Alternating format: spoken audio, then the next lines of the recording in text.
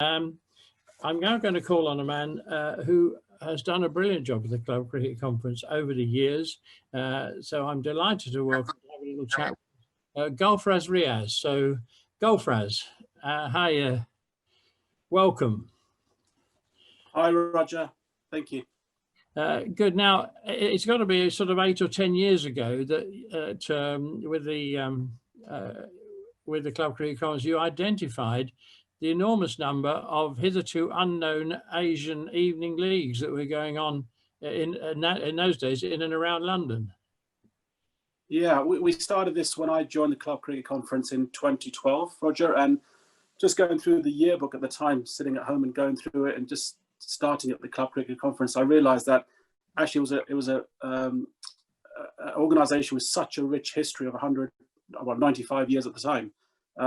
And there wasn't any association or affiliation with the South Asian cricketing community. And so we started that journey around our own patch, which was predominantly around the M25. And at the end of the first year, we had 10 South Asian leagues affiliate to the Club Cricket Conference. And the message really was about getting them closer to their county boards, being Middlesex, Essex, Surrey and Kent, and helping them give a voice and supporting their cricket, which in some cases has been going for about 40 years in the parks. Well, it's amazing really how it's gone. And the Club Cricket Conference is rightly proud of being the pioneer in contributing to the forming of the NACC, that with the ECB is making great strides, isn't it? You know, it's all a bit complicated with all these initials, CCC, NAC, ECB, all sorts of things. But really, the Club Cricket Conference is very proud of what it's done and what you've done, really. Yeah, absolutely. Look, I'm a little bit biased when I speak about the Club Cricket Conference, but I vividly remember people like Alf Langley, who was chair at the time, Steve Wright, Simon Prodger, Robbie Book, and some really brilliant people that have got the best interests of club cricket at heart. Along with yourself, Roger, and it was really important. And I think it's safe to say that without the green light given to me to go around the country trying to form an organisation like the National Asian Cricket Council, we may not have got there. In fact, I would say we wouldn't have got there if it wasn't for the Club Cricket Conference giving the green light and just doing what's right for the cricketing family, because it shouldn't be, and I don't think it is them and us. I think it is all of us collectively under the banner of cricket, helping and supporting each other. And where's it got to now? I mean, it's gone sort of nationwide now, hasn't it? I mean, I guess there's still a heck of a lot of leagues playing in North London, but they're not only in North London, but they're all around the country, really. Yeah, absolutely. So today, National Asian Cricket Council is a key advisory body to the ECB on South Asian engagement, doing work with the ECB, but also our relationship is really positive with at least 19 first class and non-first class counties, Roger, and advising MCC Young Cricketers, MCC Foundation, also advising the Professional Cricketers Association. So our work is far and wide, but predominantly it's just about being a voice of bringing the traditionals and the non-traditionals closer together to understand each other's needs and help support each other moving forward.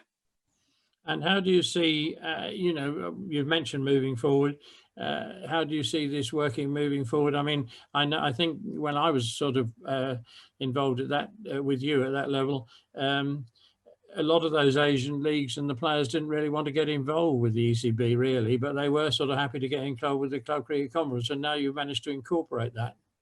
Yeah, and I think the biggest testament for that, Roger, is, we've got our Sovereign Trophy competition, and since we got this movement going, the Asian leagues have got involved with the Sovereign Trophy, the Club Cricket Conference Cup as well. And I think it's safe to say that the last 3 winners of the Sovereign Trophy have been the South Asian leagues.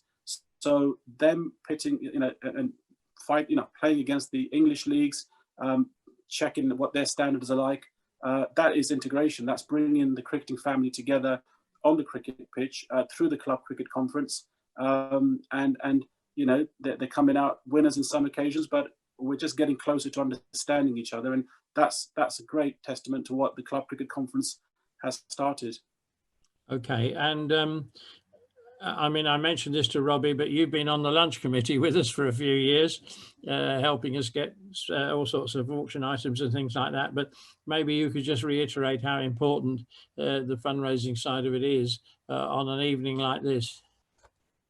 Yeah, it's really important. I first came to the Club Cricket Conference lunch before I was working for the conference, and I just found it a fascinating experience with wonderful people coming out and supporting Clubland. And look, Club Cricket Conference, National Age Cricket Council, National Cricket Conference, we are all therefore a voice of the amateur game as such. And, you know, we missed the lunch this year, you know, in a physical form, and hopefully we'll get back to it next year. But, you know, the support that all the people that come, all the clubs that buy the tables, all the wonderful faces we see each year, and all the brilliant work that you do, Roger, it's so crucial. And I know, as our chair Robbie has said, that actually every penny helps to sustain what we feel is really, really important work for grassroots cricket. Good. Well, Gulfraz, thank you very much for joining us this evening, and more power to the great job that you're doing, all not just in the southeast but all over the country. And long may it continue. And carry on sitting on the lunch committee, because we need you. Great. Thanks, Roger. Thanks for your time and great work tonight. Thank you very much indeed.